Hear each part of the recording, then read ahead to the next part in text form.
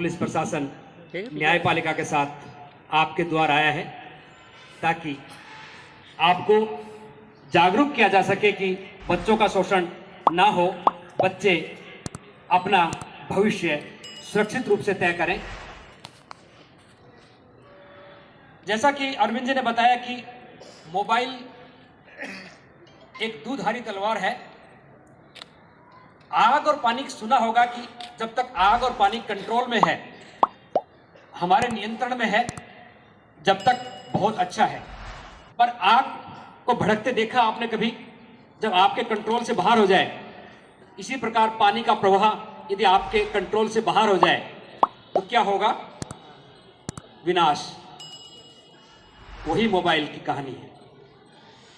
Mobile जब तक आपके नियंत्रण में है, आप उसका सदुपयोग कर सकते हैं, परंतु ये एक बहुत क्षीण रेखा है, थीन लाइन।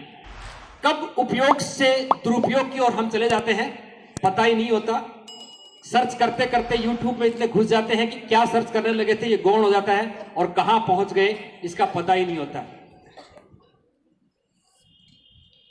गेम्स का एडिक्शन ऐसा होता है कि हम अपने मनोरंजन के लिए मन को संतुष्ट करते हैं कि 10 मिनट खेलेंगे, 15 मिनट खेलेंगे और बाद में पढ़ाई करेंगे। पर 10 मिनट से 15 मिनट से कब हम आधा घंटे, घंटे, 2 घंटे, 3 घंटे पर चले जाते हैं हमें पता ही नहीं होता, और कब वो मोबाइल हमारा उपयोग से दुरुपयोग की ओर चला जाता है।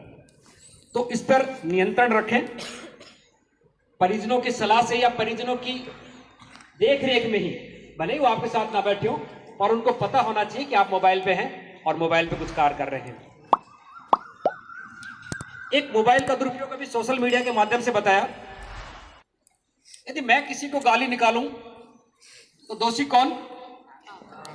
मैं। और मेरा मोबाइल अगर किसी को गाली निकाले तो दोषी कौन? मैं ही, क्योंकि मोबाइल मेरा है।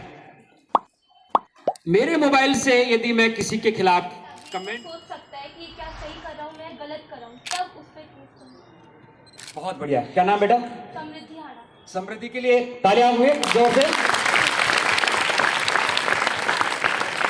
बहुत अच्छी बात कही कि 5 साल के बच्चे की समझ इतनी परिपक्व नहीं होती कि हम बता सकें कि क्या अपराध है क्या नहीं है।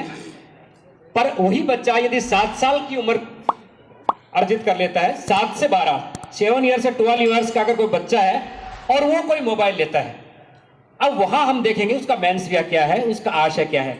यदि उसका आशय मोबाइल लेके वीडियो क्लिप देखी, वापस मोबाइल रख दिया, इसका मतलब आपराधिक आशय नहीं है। यदि पर उसका मोबाइल लेने का आशय यह है कि मोबाइल लेके मैं पापा को दूंगा और पापा मुझे 10 रुपए देंगे, पापा भेज देंगे इसको, और रिकरेंट दोबारा दूसरे का मोबाइल उठा रहा है, फिर तीसरे का उठा रहा है, इसका मतलब उसको पता है कि मैं क्या कर रहा हूं, तो वो बच्चा दोषी है। 12 साल से बड़ी उम्र का कोई बच्चा किसी अपराध से नहीं बच सकता।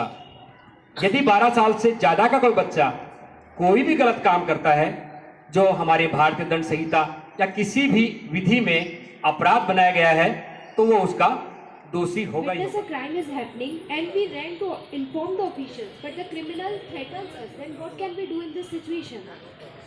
You should not be afraid of any criminal.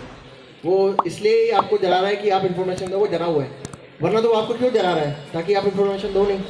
तो आपको घबराने की जरूरत नहीं है, आपका काम खत्म हो जाता है इन्फॉर्मेशन देने के बाद। उसके बाद जो पुलिस है, जो हमें काम करना होता है हम कर लेते हैं, लेकिन आपको इन्फॉर्मेशन देना बहुत ज़रूरी है। आपके आस पड़ोस में, आपकी सोसाइटी में कहीं कुछ गलत हो रहा है, आपने देखा कोई जिसको आप जानते नहीं हो, कोई स्ट्रेंजर आपके वहाँ आके रुकने लग गया, आपके पड़ोस में कहीं रहने लग गया, आपकी सोसाइटी में कोई स्ट्रेंजर रहने लग गया,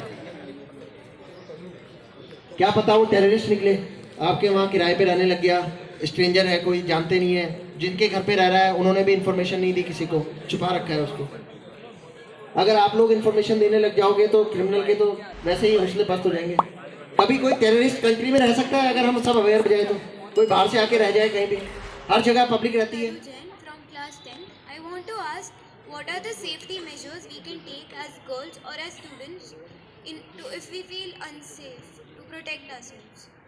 जैसे आप लोगों को अभी पता है सेल्फ डिफेंस टेक्टिक्स आए तो बहुत फ़ायदा मिल जाता है इस चीज़ का, और आपको कुछ भी अनसेफ लग रहा हो तो उसकी रिपोर्टिंग करना बहुत ज़रूरी है।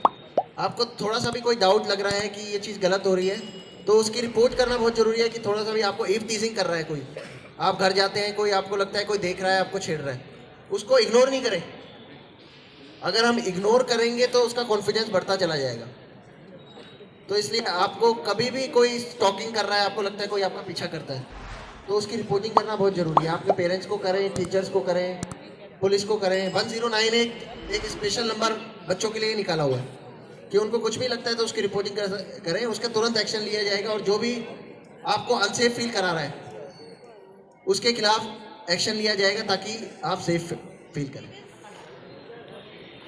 My name is Unnati Sharma. I am from class 9A4. My question is that during our self-defense activity, in some cases the victim is dead. So, are we considered as criminal?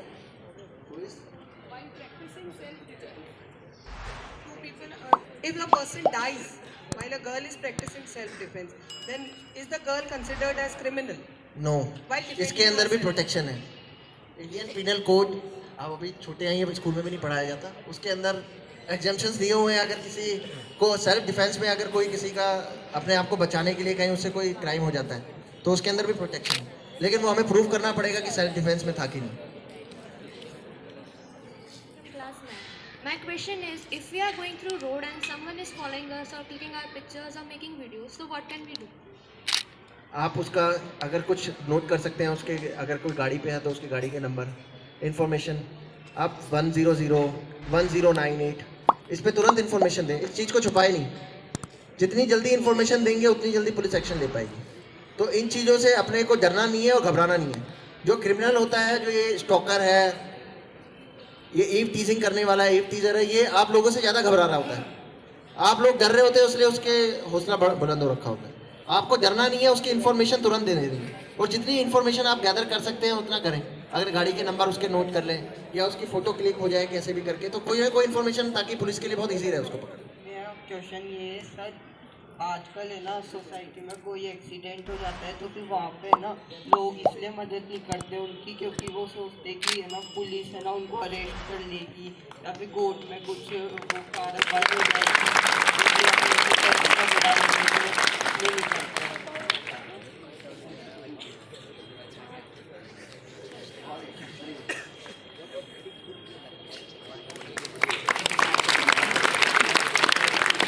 ये problem मैंने बहुत देखी है। कभी भी कोई accident हो जाता है, कोई किसी की मदद नहीं करता, वो नीचे तड़प रहा है। अगर वो गोल्डन आवर होता है, अगर उसको टाइमली हॉस्पिटल पहुंचा दिया जाए जो इंजर्ड है, तो उसकी लाइफ बच सकती है। हम खुद अपने आप को रख के देखें, हम जा रहे हैं, पेरेंट्स के साथ जा रहे हैं, हमारे पेरेंट्स का एक्सीडेंट हो जाए, फादर का या किसी का, भगवान ना करे हो, और अगर दूसरे लोग मदद नहीं करते तो कैसा लगेगा। अगर वो उस समय मदद कर दें तो उसकी लाइफ बच सकती है।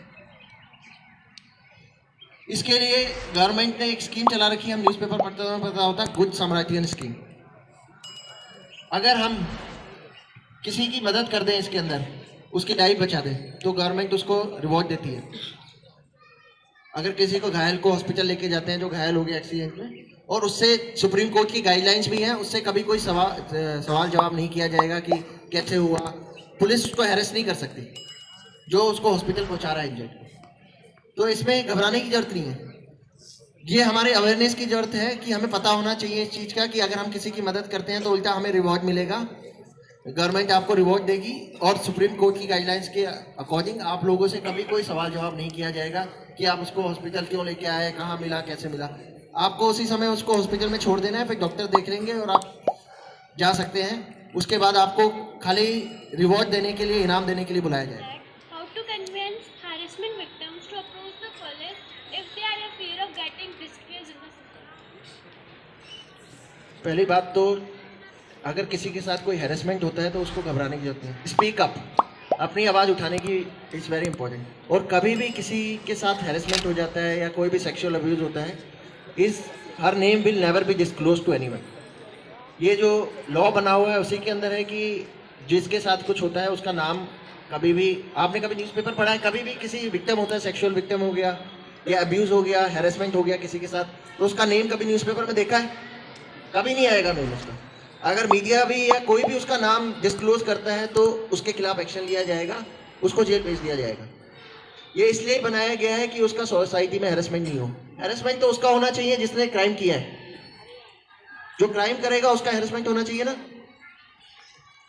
तो इसलिए कभी भी घबराने की जरूरत नहीं है। अगर आपको आपके आसपास या आपके फ्रेंड्स के साथ या आपके नेबर्स में या आपकी सोसाइटी में किसी के बारे में पता चलता है कि उसके साथ हैरेसमेंट हो रहा है और वो स्पीकअप नहीं कर रहे, आगे नहीं आ रहे, तो ये हमारी रिस्पॉन्सिबिलिटी है कि हम उसको मोटिवेट करें और उसको या तो चाइल्ड वेलफेयर कमेटी के पास भी ला सकते हैं, पुलिस के पास भी ला सकते हैं, या हम जज साहब के पास भी ले जा सकते हैं, ये कोर्ट भी जा सकते हैं, ये हमारी चॉइस है।